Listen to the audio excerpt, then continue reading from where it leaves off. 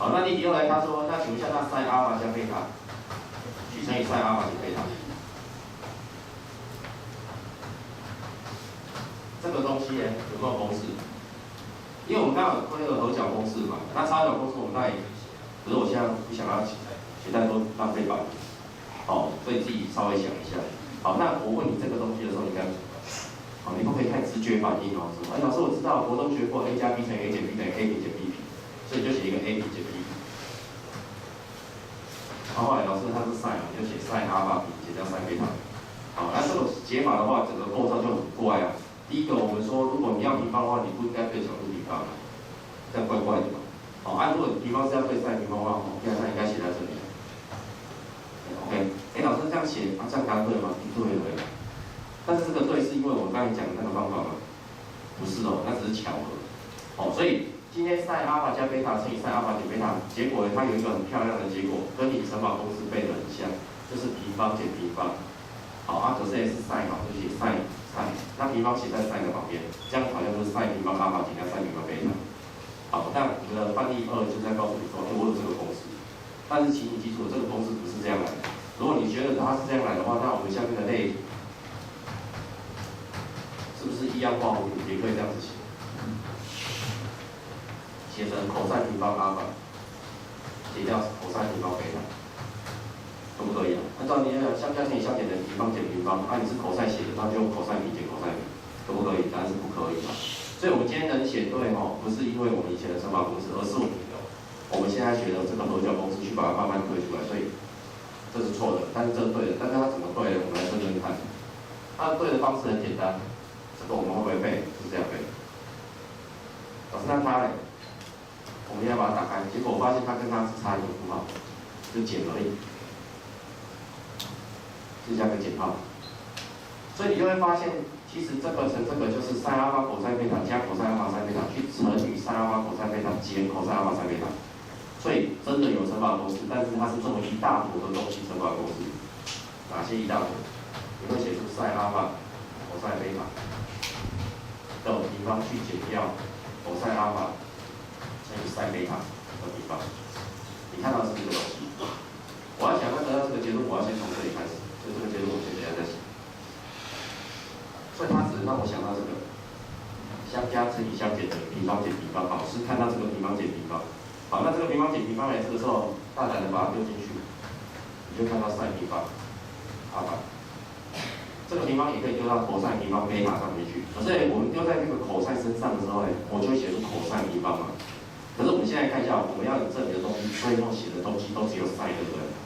那我就会觉得这个平方丢在cos平方有点浪费，因为还是会浪费一个格子，所以我就决定把cos平方贝塔改写成1减掉sin平方贝塔。那为什么有这个？因为平方的关系嘛。我稍微了解一下。那为什么要改它？因为你知道你的目标不要有cos，你只要有 sin， 所以有机会把它换成 sin 的就换掉，不要把它写出来。好，那这个地方这个平方丢进去对它的时候，你也会有一样的想法。写成它如果cos平方阿尔法不好，就写成1减掉sin平方阿尔法。那这个sin平方贝塔就写上去。好，那这个时候呢，sin平方乘以1写出来，sin平方乘以1减sin平方贝塔写出来。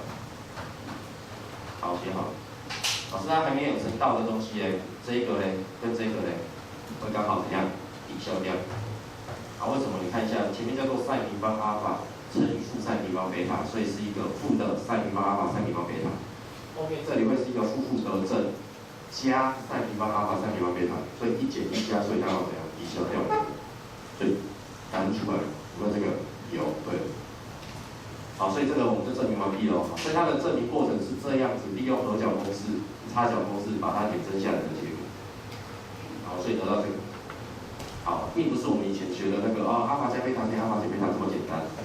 虽然用的也是那个平方差关系啦，但是是要先变成这样再平方差。好，那老师，那他第二个说，那为什么他又可以写成 cos？ 那道理很简单嘛，你不想看到 sin， 你想看到 cos， 就把这个改成什么？1减 cos。那把这个改成什么？1减掉 cos 贝塔，两个相减。这个时候你会发现1减1就消掉，好，负得正就加贝塔减 cos 米伽马，所以会有颠倒，这个原因。所以不是说老师你这个颠倒错了没有，就是这个对的嘛，那这个不对。OK， 这样可以了。好，那考试他会怎么考？他可能会考这个现象，但是他也有可能考多选题。他说，试问下列叙述哪些是正确？这个会等这个对不对？这个会等这个对不对？好，那你就要想，他为什么会等这个？如果你有背，当然就 OK 了；如果没有的话，你就自己算算看，就会算出来。OK， 好，那至于这个会是什么呢？你就可以自己试试看。你也是合角公式跟差角公式把它配一遍就有了。OK， 这样没有？好，那这就是内地题2啊，就是你把公式背到滚瓜烂熟之后，它就可以推出新的公式。OK， 所以像我们那一篇题的阿尔法加贝塔45度，那我也可以创造一个新的1加天均阿尔法跟1加天均贝塔相乘，会有一个新的结果嘛？这也是一个用和差角公式再推出来的一个延伸的公式。所以第2层的话，第2个考的方式就是用我们给你的结果再去推出新的结果。OK， 好，那这边的话我们补充2个东西嘛。那这2个东西基本上我们现在已经不考了，好，但是呢稍微了解一下它的由来也不错，才不会让你觉得说，我听到别人讲，我觉得很恐怖。什么东西？就是这个，我们告诉你阿尔法加贝塔相加之后的 size 是什么？那有没有人可以告诉我，那阿尔法跟贝塔如果拆开，相乘2倍之后会是什么？对啊，你告诉我是合角的三角函数，那我各位把2个三角函数乘起来之后，问题它会是什么？这个叫做积，相乘叫做积嘛，积体会有 OK， 积，再来我要把它拆成2个函数做加减。所以我们称这个动作叫做积化成和差。好，这以前的题型里面会讲到叫做积化和差，就是2个三角函数相乘，请你把它拆成2个三角函数相加。好，那个叫合角公式，但是这个叫做积化和差。那积化和差的存在，它其实就是那个东西延伸过来的。怎么来的？如果我把sin阿尔法减贝塔公式完整写给你看，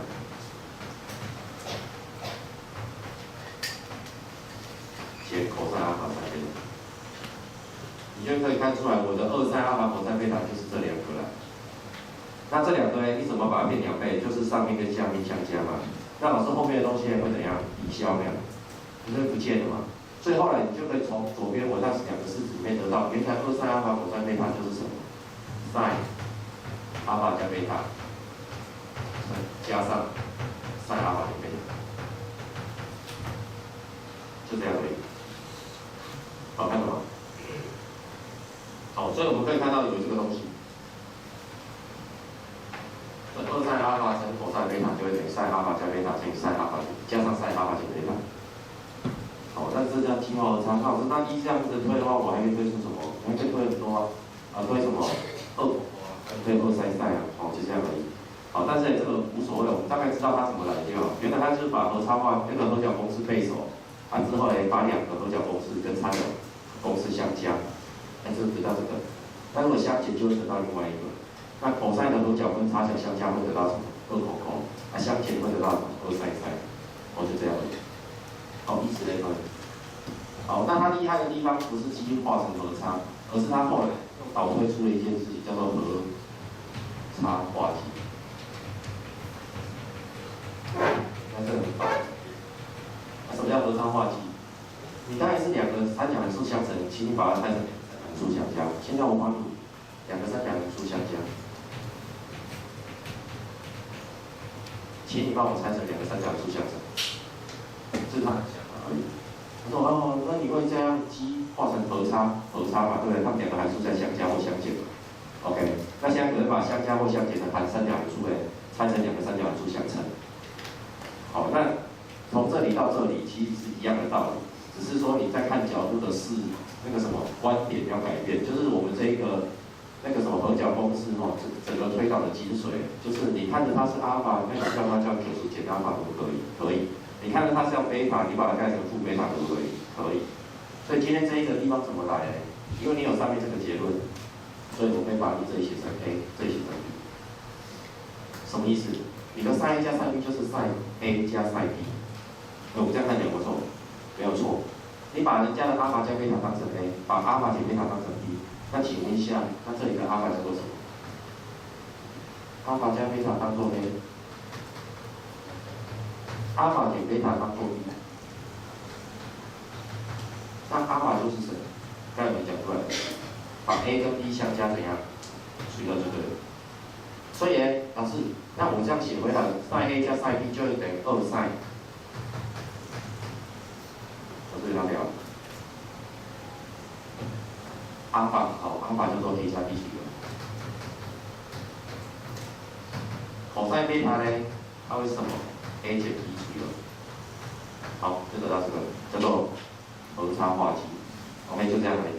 所以它只是一个从你背过的公式再推出一个新的公式，就是这样。所以它的推理的方式就是这样，代换角度，或者是把公式变成一个相加的结果，就这样。好，所以这是一个补充那我们补充一点点就好，不用全部都补充。不然计划和差它总共可以写出4个，和差化积也可以写出4个。好，可是我们实际上只要学这样的精神就好了，不用去太讲究它。OK， 好，所以这样补充完了。所以这是我们第2阶段在讲的，就是我们把这个看熟了之后呢，我们开始多一点变化。变化就是变出一个新的公式，变出一个自己凑一个公式，就这样而已。看到没有？好，有你哦。好，那在这种考法里面呢，基本上我们大概就已经抓住一个精神了。那好，那接下来的4、6这3题呢，就是利用这些精神开始去做变化而已。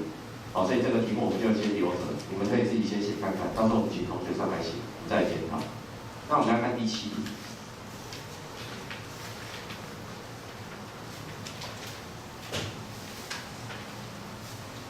我现在讲的这些题目都是站在我已经推出这些东西，它可以做的变化。OK， 好，那接下来我们要看的是第7题。第7题就是我们把这些公式都大概用的差不多之后，它的第3种阶段的变化，就是它开始挑战你的极限。什么样的极限？我教你这些东西的变化，你会灵活用得好，那你可不可以再把它发展到下一个层次？什么叫做下一个层次？我教你阿法加贝塔，那你会不会阿法加贝塔加伽马？可不可以？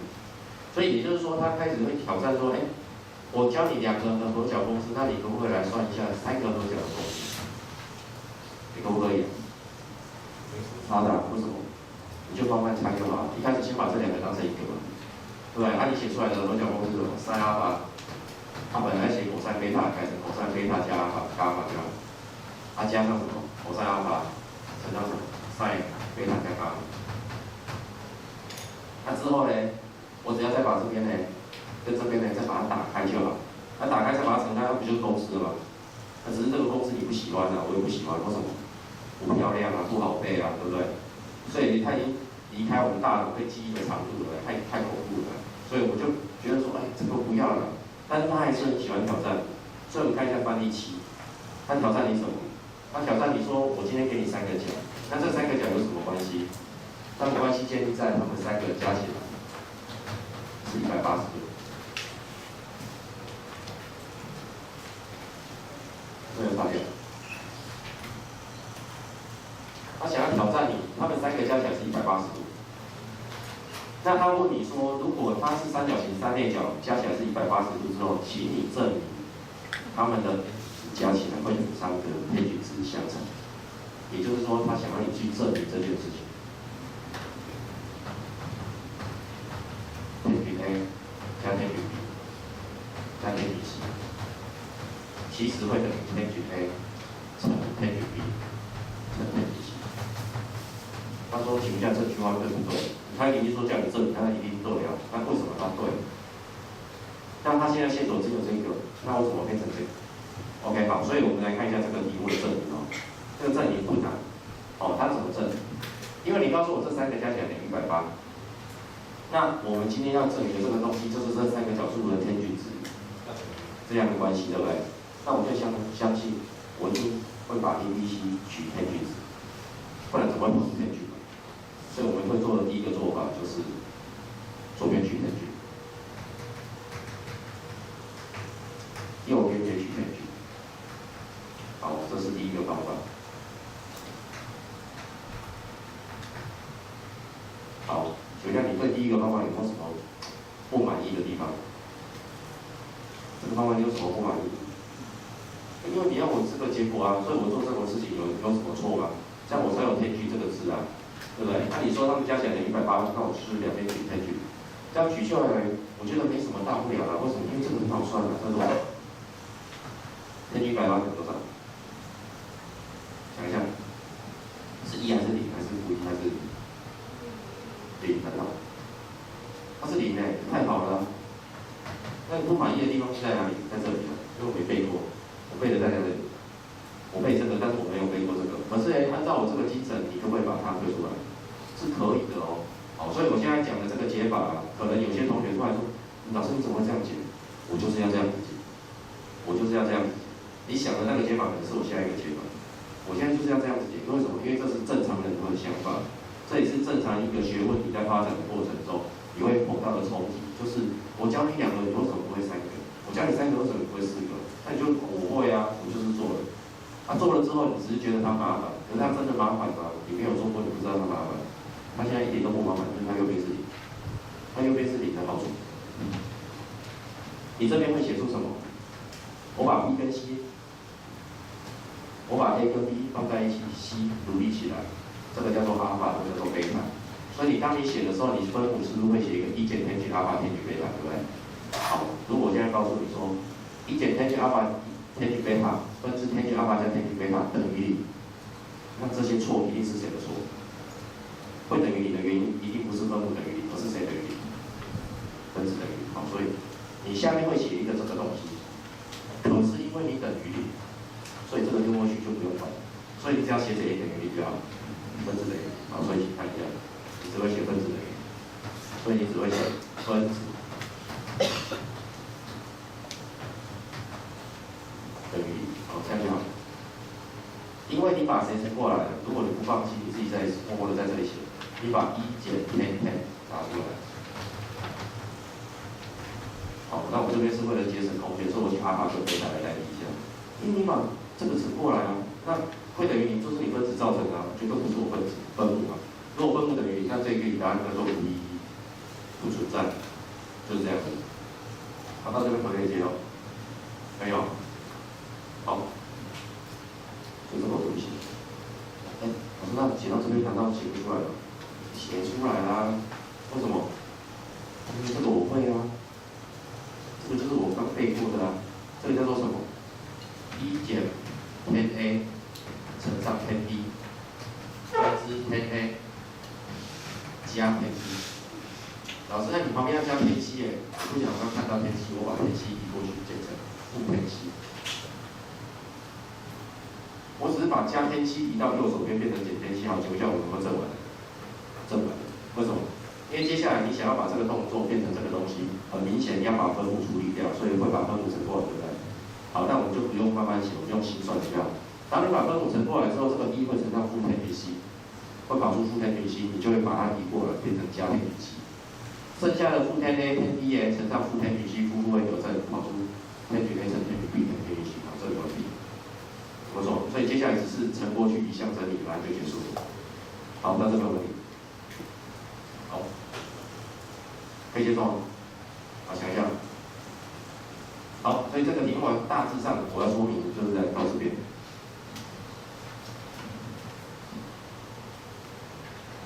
好，那这边帮我写一个题目上面的瑕疵，我不要写上去。题目写三角形 ABC， 对不对？帮我注明一下这种非直角三角形。什么叫非直角？为什么要注明非直角？因为这样取tanh才有意义啦，你懂我意思吗？如果有一个直角，那就挂啦，tanh 90度等于多少？无意义啊，因为tanh是cos分之 sin， 那cos是分母啊，分母cos 90度的时候是0，啊分母是0，那个tanh就无意义了。所以我就要让那个什么，我今天在取tanh的时候不要跑出无意义这件事情。OK， 好，所以我们先非直角三角形，所以任何一个角都不会90度，这两个角加起来也不会是90度，这样我的整个tanh的结果呢才不会有问题。好，所以就推完。好，到这边有问题。好，那没有问题，我们来检讨一下我们刚才的流程。我们刚才的流程我没有留时间给大家去发出你们的那个疑惑或者是赞叹的声音OK， 这个时候应该大家笑一下，算了。我们默契还不够到时候慢慢培养。该有的效果要出来OK， 好，那我们刚才其实我们做的动作，其实在你的思维里面应该是一个很突兀的思维，就是第三阶段。第三阶段就是你背的东西跟你要用的，竟然是更深一层。你背的是2个合角，为什么我要写3个？因为不是我还是做得到啊，我还是会硬着头皮去做啊。可是在做的过程中，你会找到一些小技巧，让它不要再做下去，因为这里有一个点。所以你刚才要写的那个分母这个地方有一个分母，就整个被我省略掉了。所以从这里到这里的时候，我已经在做一个省略的动作。省略了谁？省略分母。别忘了，你现在如果你记得，可是你怕你以后忘记，你就自己写下你这里省略的分母。那个省略的分母的原因是因为这个例子。好，那接下来你再继续往下做，你就没有再省略过分母了。为什么？因为这个分母不能省略，因为旁边不是零。它不是这样子。如果它是这样子的话，那我继续省略，但是它不是，所以我们没有省略它，把它留下来，这个丢过去开始做。好，基本上我们用方法3倍角，不是3倍角，把3个合角公式写出来有啦。只是你因为它有特殊的结果，所以你就省略了一些东西，不写出来，让它看起来没有那么复杂。如果今天把那个分母写出来，你看起来应该是很惊人的一个东西，会很惊人。为什么？因为你的分母基本上还有一个在区分，为什么？因为你的分母有一个 tangent a 加 b 在里面，你继续猜就很恐怖。OK， 好，但是这个想法这是个不错的想法。因为你是把我们写阿法加贝塔这个东西的精神继续延伸下去，可以变成阿法加贝塔加伽马。那如果照这样的话，那老师总有一天我们可以写出阿法加贝塔加伽马加德尔塔加西塔。我一直写下去可不可以写成5个合角、6个合角？可以的。所以这样没完没了。所以我们开始再去想题目的时候，就会开始想，如果硬着头皮算，把3个合角写出来，我们会有很大的预算量的负担。那今天没有那么大的负担，是来自于有比较好的数字的结构，让我们负担变少。那这一之后，我就会有另外一个想法，就是你为什么要把所有的责任都用一个人把它扛起来？为什么要把所有的角度都放在一边，让他去找天均值？如果他可以少负担1个，那他是不是就轻松多？可是你把它少1个，不代表它会不见，你只是把它怎样移过来，对吧？所以一直把它移过来。所以第2种想法就是，我们今天要进化的是思考方式，就是说我可以硬着头皮算，但是我也可以想，硬着头皮算的麻烦是计算量大。那计算量大是因为你把所有的工作都交给左边来做。我这样讲没错，为什么？因为右边你看你刚才的解法，它马上就收口了，对啊，你所有的动作都叫左边做，所以难怪左边这么难算。好险右边漂亮，所以还可以。好，但是我现在的另外一个思考是，我把工作分担一下，左边还是2个，右边分1个。这个时候呢，因为你要问的东西跟天气有关，这个东西可不可以2边同时天气？也可以好，但这一取下去不得了，就得到这个东西。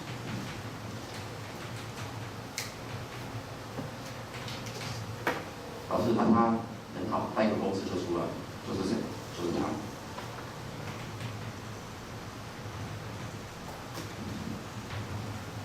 公式超美。老师，那右边的不漂亮，但是没关系，稍微想一下，好像也可以得到一个答案，叫做180还是 10，C 还是 C？ 可是180减是第几象限？第2对天体来讲是什么？负的，所以这要加符号，所以我就得到这个结果。这个结果跟这个结果都一样，所以大家都可以上去。OK， 好，所以第2种解法就是把工作量大家分配一下，那我就解决了。好，这是第2种思考的方式。所以这个题目我需要2个，你都想一下硬着头皮算不是坏事反正好像还会学很多技巧。那你要写到第2种解法，那你就要开始懂一件事情，就是3个在一起它是不好算的怎样不好算？我刚才算过给你看。所以你就开始想要逃避这件事情，所以你就希望有一个人可以分担，那就是右边。那你就又叫右边来分担。那右边人分担下去，请问一下，是不是随便都可以叫右边分担？不行的，你要看到有漂亮的角度才它减，我才好算。OK， 它虽然不是数字，但是至少是个漂亮的结果。OK， 这个漂亮的结果刚好符合我要的东西。好，所以这个题目的正题就这样讲完了。这样模拟，好，看一下。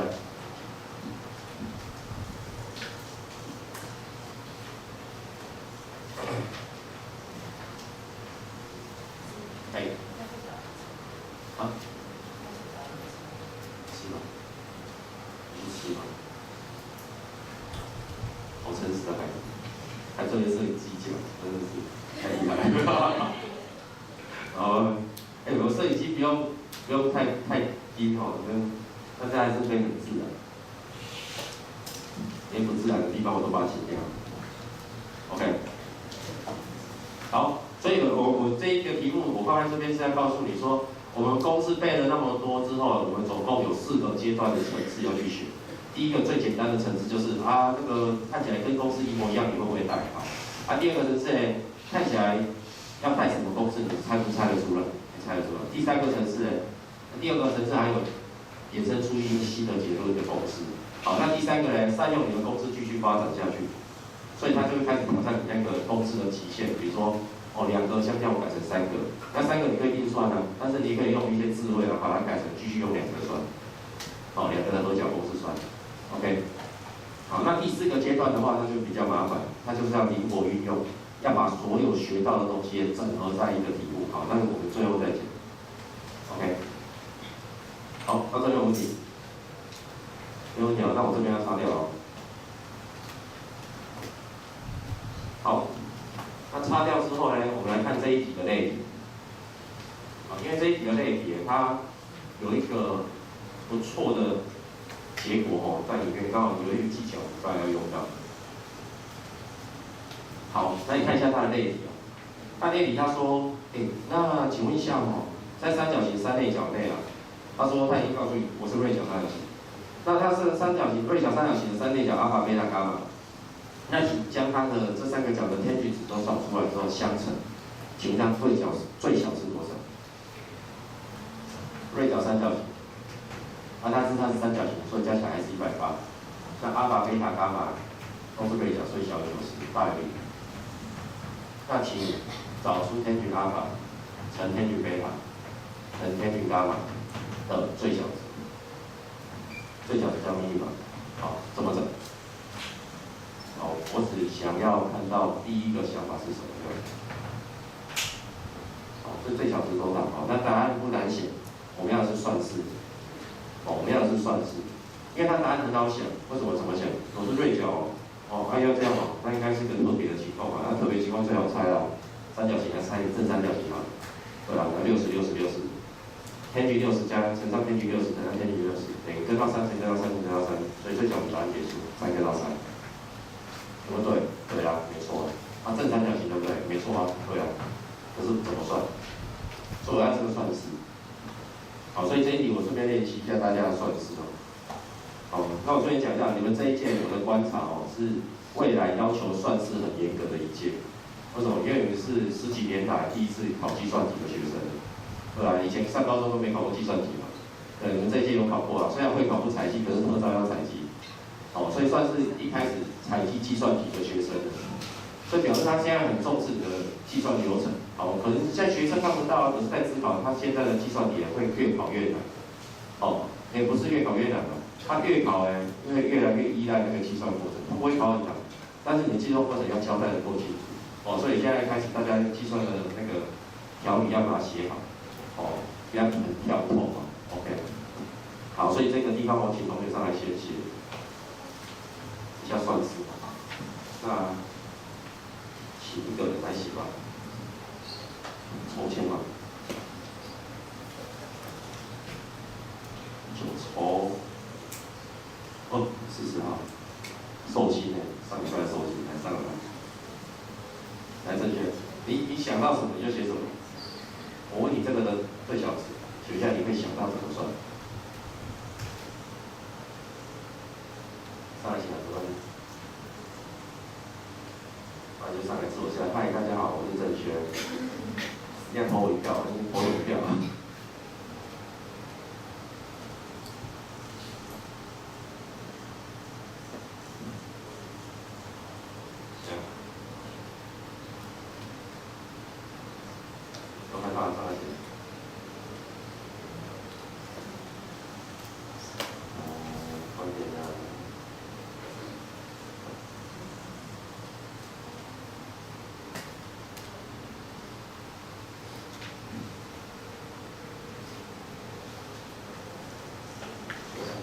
你想要怎么就怎么。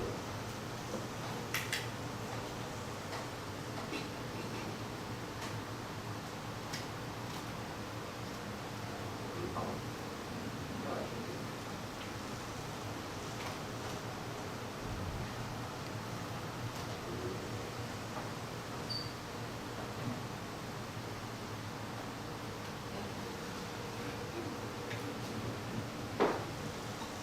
天地就是不存在，那个不存在，但是它是一个什么不存在的情况？没关系，天地要是这个，这个。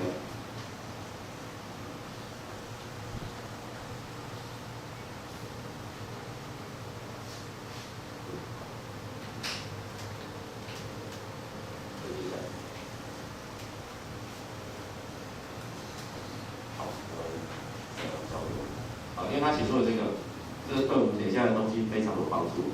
因为他知道阿法、贝塔、伽马都是0到90度，所以他说天体阿法就会大于天体0度。OK， 因为天体在0到90度是一个真函数嘛，所以角度变大就会比0度的时候的天体乘以大，这是对的。所以不管是阿法也好，贝塔也好，伽马也好，应该都是有一样的效果。也就是说，它们都会怎么样？它们都会大于0。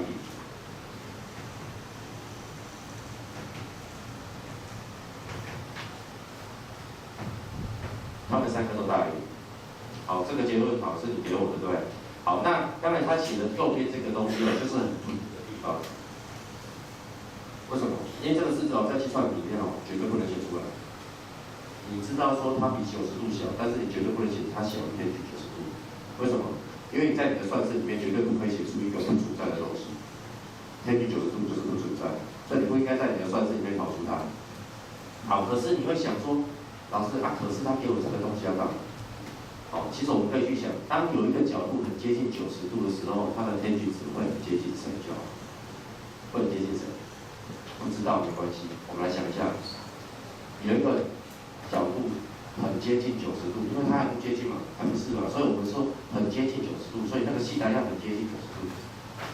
我画这样的符号给你，因为这是不是正确的符号？可是我画这样的让你感觉有一个西达很接近90度，那你觉得这个答案会是多少？我们不会就用cos分之sin来表示它。我现在是设计一个符号是你们能接受的符号，以后我们会有另外一个符号叫做 limit。好，但是我们现在只是用一个你们要比较感觉得到的，我就是不如90度，但我可不可以靠近它？我可以靠近它。好，那我们再看一下，那天距在靠近90度的时候会发生什么事？看不出来。好，那我用cos跟sin来看。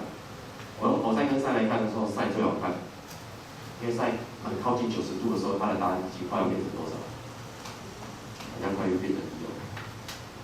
怎么说？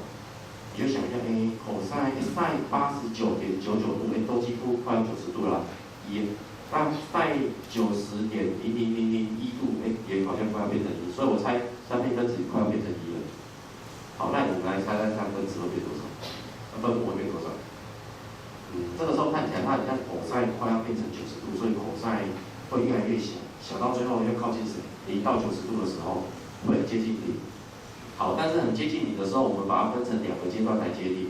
第一个阶段呢，你的西达是从90度的左边靠近，从西达的90度的左边靠近，就是比90度还要小，再靠近0的时候，永远都是正的。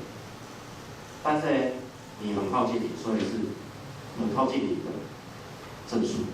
这样系统不对。好，但是另外一种靠近90度的方法是从哪里靠近？比90度大的角度靠近。好，比90度大的时候，cos值会是正还是负？会是负的。但是你的数字还是0，所以叫做负0。表示正0跟负0，一个是从正数靠近0，一个是从负数靠近0。学一下，你看到没有？正分之正是正数，负分之正是负数。所以你会得到一个相除之后的结果会忽然正忽然负，它会跳动。所以这个时候为什么我们说天距90度不存在？就是因为它会产生这种左右不能夹出一个结果的东西，所以我们就会产生负正负负。再来数字的部分呢，你是用1去除一个很小很接近你的数，那你的数字整个就会变成怎么样？很大很大很大。成一种小号，变成很大很大的数字取正的，跟变成一个很大的数字取负的，所以就变成一个东西叫做正无限大或负无限大，这样可以吗 ？OK， 可以哦。好，我这只是举例给大家听一下。所以偏离90度不存在是原因，它会跑到正无限大或负无限大的可能。好，那今天很明显，因为它是锐角，所以它在靠近90度的时候，它只不过就是从正的地方靠近，所以它出来答案叫做正无限大。所以这个时候的感觉小于正无限大。那其实这样听起来就是5大于就好了，你听懂意思吗 ？OK， 所以我这边就稍微解释一下正确的这个地方。好，所以我只要讲它大于就好了，不用讲右边。OK， 好，那但是问题接下来我应该要想什么？好，所以这个时候我们再多说一下哦。接下来这2年哦，只要每次要考机制哦，我大概都会讲4个东西。哪4个东西？就是在高中要求机制，大概只有4大不等式。哪4大不等式？第一个叫做二次不等式，第二个叫做算体不等式，第三个叫做可系不等式，第4个叫做叠合公式。OK， 好，这4大不等式里面，你现在经过的只有2个。一个是国3学的，叫做二次不等式抛物线。抛物线开口向下的最大值，开口向上的最小值。好，这个国中就会了。而今天的题目看不到二次式的感觉在哪里，所以这个时候你就会选择第2个动作，叫做算体不等式。那算体不等式呢，在你高1的时候，你学了 a 加 b 除以2，大于等于相乘开根号。但是呢，算体不等式它算是一个有限制的不等式，它不是你随便讲我就随便对。一定要在什么条件之下 ？A、B 都是正数的情况之下发生。哦 ，OK 啊，当然你有一个数字是0 ，OK， 我也可以发生，但是就是不能有负数。好，那它的这个算体不等式怎么来的？请你自己去再想一下怎么证。那证明很简单，用乘法公式就可以证。你用 x 减 y 的平方一定是正数，你就可以得到算体不等式。好，老师，可是算体不等式。可以啊，也可以，好，都一定要正数。今天3个东西，阿法、贝塔、伽马都是正数吗？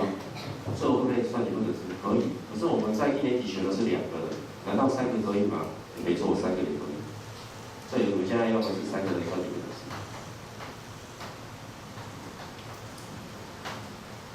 好，那3个人算体不等式，别忘了，你从2个除以2，现在改成3个除以3。你2个、3个，2个相乘开2次方根，那2次方根的2可以省略，是因为我们太常用，所以这个2会被省略掉。但是呢，当你写成3个的时候，就别忘了这里要写7次方根、3次方根。好 ，OK， 好，这3个的算体不等式，好，那它的条件也是一样，建立在 A、B、C 都要大于。好，建立在这个条件之下。OK， 好，那老师，那这个怎么来的？把你可以推过来，可是他不能马上推到他，所以有想法的同学，请你去帮我想一下怎么证明它。这个就是你像我刚才教你嘛，阿法加贝塔的 sin 你今天问你 sin 阿法加贝塔加伽马会不会推？你会啊，站在前人的肩膀往下推嘛。可是今天这个要往下推很难哦，不可能哦，所以这个不能往下推，你要先跳到另外一个桥梁再跳过来。所以今天如果你想要证这个，你要先跳到另外一个，哪一个？4个。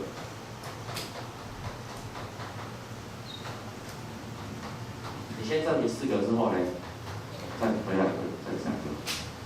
哦，算体不等式你要先推2的 n 次方个的算体不等式才能往下推。所以这个的证明，我先推到4个之后再回来推这个。好，那这个留给你自己去写，有兴趣的再来问。好，那我们现在先讲到这边。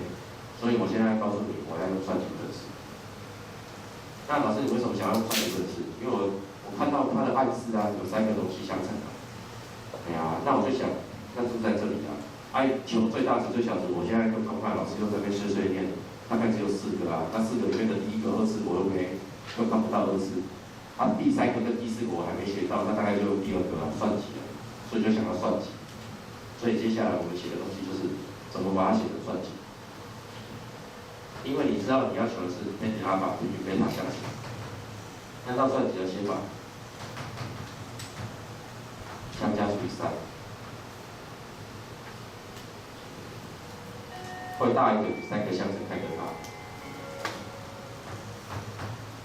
，3次方根，我把它讲完。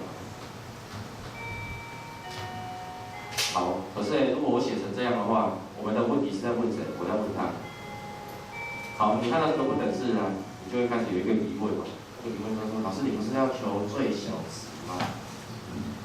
那你把你的问题放在这边，这是个很奇怪的东西了。因为你的问题，先不要管它，你的问题小于等于一个东西了。你的问题小于等于一个东西，好，我们来想一下，我的身高小于等于190公分，请问一下我最高还是最矮？可以让你知道。最高只能多少？190。那我最矮多少？你知道吗？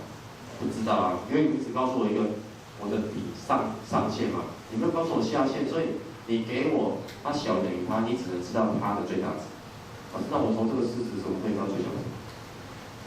好，所以这个地方就要借用了刚才的结果。问题不是只有在这里，因为这个会等于这个，所以你的问题这里也有发生。懂吗？所以你现在看到的问题不是只有右边，左边也是你的问题。好，但是我这样子写很麻烦，所以我决定，因为你3个角度加起来180，所以有这个条件，所以我把这个东西设为 q， 所以我利用这个算计不等式写出了 q 除以3会大于等于3次方跟 q。好，有了这个结果，我们就很好推了，因为接下来动作做什么事啊？做3次方。两边同时3次方，交叉相乘，所以最后变成什么 ？q 的平方大于等于27，最后得到 q 大于等于3根号3，或 q 小于等于3根号3，加符号。好，但是后面这个不能，为什么？因为 q 大于等于。为什么你知道 q 大于等于0？因为你知道它是正数乘正数乘正数，因为正确刚才帮我证明，他刚才证明它是正数的，所以我已经所以它帮助我们这个算式里面的最后一个答案，不要看它，还帮助我们的第一个式子能成立的条件，就是大家要正数我才能算出正数。OK， 所以它承先启后了 ，OK 吗？不错，但是这个结论也很重要，对不对？哦，所以这些可能会喝一点哦，这样有没有安慰到他？